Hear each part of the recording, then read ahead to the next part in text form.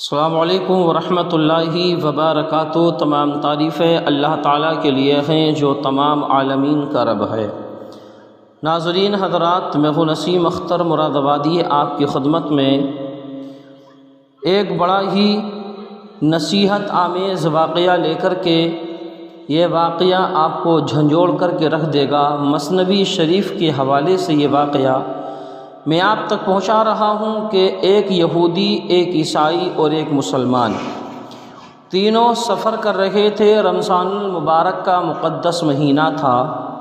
جب افطار کا ٹائم ہوا تو یہ تینوں ایک مسجد میں چلے جاتے ہیں۔ اس کے بعد میں جو ہوتا ہے وہ آپ کو حیران کر دے گا۔ درود پاک پڑھیں صلی اللہ علی النبی الامی والہ صلی اللہ علیہ وسلم، صلاۃ و سلام علیک یا رسول اللہ صلی اللہ تعالی علیہ وسلم۔ ناظرین کرام، رمضان المبارک کا مقدس مہینہ تھا۔ ایک عیسائی، ایک یہودی اور ایک مسلمان تینوں کہیں سفر کر رہے تھے۔ جب شام ہوتی ہے، افطار کا ٹائم قریب آتا ہے تو مسلمان نے کہا کہ بھائی افطار کا ٹائم قریب ہے، کہیں پر ٹھہر لیا جائے، افطار کر لی جائے اور رات یہیں پر گزار لیتے ہیں، اس کے بعد میں صبح میں سفر شروع کریں گے۔ پاس میں ایک آبادی تھی، یہ تینوں وہاں پر پہنچے۔ ایک مسجد تھی، جا کر کے مسجد میں داخل ہوئے۔ ایک پڑوسی نے دیکھا تو اس نے تینوں کو مسلمان خیال کیا اور سوچا کہ ان تینوں کا روزہ ہوگا۔ اس نے اپنے گھر میں تھوڑا سا حلوہ بنایا اور وہ لے کر کے آیا اور کہا کہ لو بھائی، تم اس سے افطار کر لو۔ ان لوگوں نے وہ حلوہ لیا اور لے کر کے رکھ لیا۔ انہوں نے وہ حلوہ لے کر کے رکھ لیا۔ پھر یہودی اور عیسائی نے آپس میں میٹنگ کی کہ یار ایسا کیا جائے کہ اس مسلمان کو الجھایا جائے، اس کا روزہ ہے، حلوہ ابھی کھاتے ہیں تو یہ زیادہ کھا جائے گا، بھوکا ہے، لہذا صبح تک اس کو الجھایا جائے اور صبح کو یہ روزہ رہے گا اور ہم دونوں حلوہ کھا لیں گے۔ انہوں نے اس مسلمان کو بلایا اور بلا کر کے کہا کہ بھائی ایسا کرتے ہیں، اس حلوے کو ہم صبح میں کھائیں گے، رات میں جو بھی اچھا خواب دیکھے گا وہ اپنا خواب بیان کرے گا اور جس کا خواب اچھا ہوگا یہ حلوہ اسی کا ہوگا۔ ناظرین کرام، مسلمان نے یہ بات منظور کر لی۔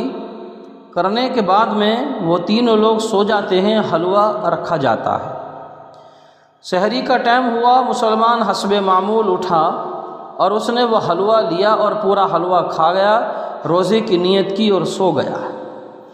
صبح کو جب یہ تینوں بیدار ہوتے ہیں تو انہوں نے اپنے اپنے خواب بیان کرنے شروع کیے۔ وہ حقیقت میں خواب نہیں تھے، وہ ان کے من گھڑنت باتیں تھیں، حلوہ کھانے کے لیے اور مسلمان کو حلوے سے محروم کرنے کے لیے۔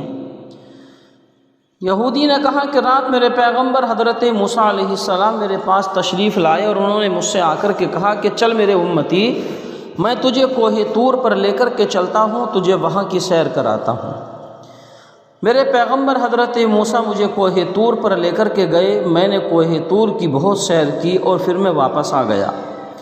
یہودی نے کہا کہ اس سے بھی اچھا اور کوئی خواب ہو سکتا ہے، لہٰذا حلوہ میں ہی کھاؤں گا۔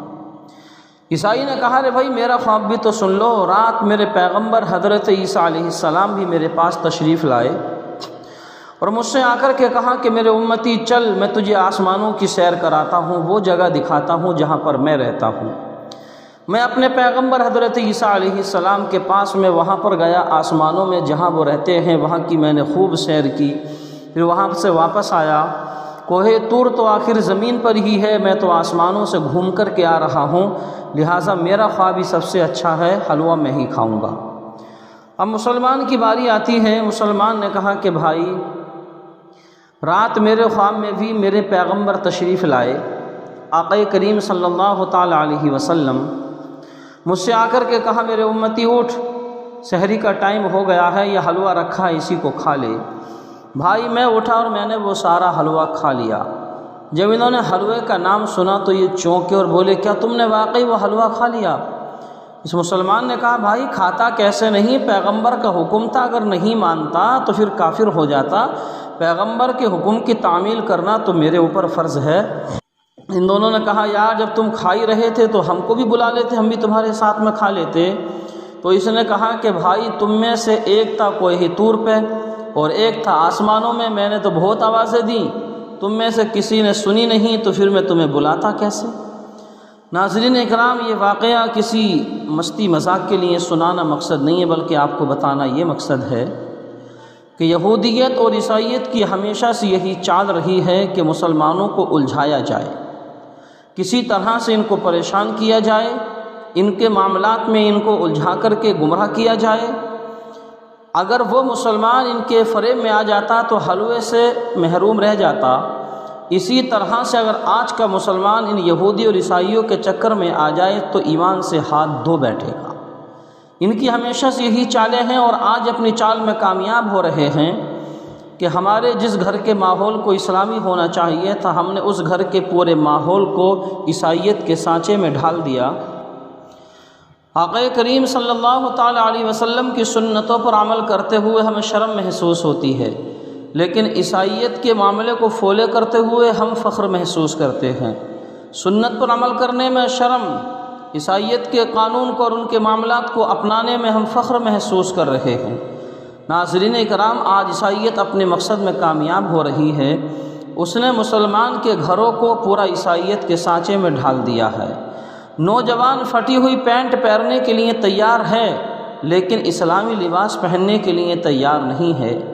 ہماری اسلامی بہنیں چوڑا گلا سلوانے کے لیے، جس میں آدھا سینہ دیکھیں، ایسے گلا پہننے کے لیے تیار ہیں اور اس میں فخر محسوس کرتی ہیں، لیکن سر پر دوپٹہ رکھنے کے لیے تیار نہیں ہیں۔ ناظرین اکرام، جب کوئی بات ہوتی ہے، احتجاج کیے جاتے ہیں، جلسے جلوس کیے جاتے ہیں، آوازیں اٹھائی جاتی ہیں، نعرے لگائے جاتے ہیں، یہ ساری باتیں اسی وقت ٹھیک ہوں گی جب ہم پہلے مسلمان بن جائیں۔ ہمیں پہلے مسلمان بننے کی ضرورت ہے۔ اگر ہم اسی طرح سے آوازیں اٹھائیں گے، احتجاج کریں گے، جلسے جلوس اور نعرے بازی کریں گے اور اپنے آپ کو مسلمان نہیں بنائیں گے تو اس میں ہماری کامیابی نہیں ہے۔ جب تم صحیح معنی میں مسلمان بن جاؤ گے اور اپنے گھر کو اسلامی سانچے میں ڈھال لو گے، پھر کوئی طاقت تمہارے سامنے سینہ اٹھانے کے لیے تیار نہیں ہوگی۔ دنیا کے ہر میدان کی کامیابی کا تاج تمہارے ہی سر پر رکھا جائے گا۔ تم ایک طرف تو احتجاج کر رہے ہو، جلسے جلوس کر رہے ہو، اور دوسری طرف تمہیں نبی کی سنتوں پر عمل کرتے ہوئے شرم آتی ہے، تو اس میں تمہاری کامیابی نہیں ہے۔ علامہ اقبال نے کہا تھا، صورت میں تم ہو نصارہ تو تمدن میں ہنود، یہ مسلمان ہیں جنہیں دیکھ کے شرمائیں یہود۔ یوں تو سید بھی ہو، مرزا بھی ہو، افغان بھی ہو، تم سبھی کچھ ہو، یہ تو بتاؤ کہ مسلمان بھی ہو۔ آج ہمیں نعرے بازی، جلسے جلوس اور احتجاج کرنے سے پہلے اپنے آپ کو مسلمان بنانے کی ضرورت ہے۔ اپنے آپ کو مسلمان بنائیے، شریعت مصطفیٰ کے قانون کے دائرے میں رہ کر کے زندگی گزاریے۔ ہمارے چہرے سے، رفتار و گفتار سے، ہر ماحول سے لگنا چاہیے کہ ہم مسلمان ہیں، لیکن اس کا الٹا ہو رہا ہے۔ نہ ہمارے چہرے سے پتہ چل رہا ہے، نہ ہماری رفتار و گفتار سے پتہ چل رہا ہے، نہ ہمارے گھر کے ماحول سے پتہ چل رہا ہے کہ ہم مسلمان ہیں۔ پھر ہم بڑے فخر کے ساتھ میں سینہ اٹھاتے ہیں، احتجاج کرتے ہیں، آوازیں بلند کرتے ہیں۔ پیارے، اس میں کامیابی نہیں ہے۔ اگر کامیاب ہونا چاہتے ہو، فتح و کامیابی کا تاج اپنے سر پہ رکھنا چاہتے ہو، تو نبی کی غلامی کا پٹا اپنی گردن میں ڈال لو، پھر ساری دنیا پر تمہاری نظریں اور تمہارا نعرہ بھاری پڑ جائے گا۔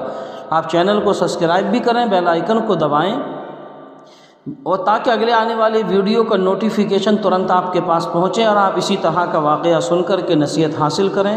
انشاءاللہ پھر ملاقات ہوگی اگلے واقعے کے ساتھ۔ السلام علیکم۔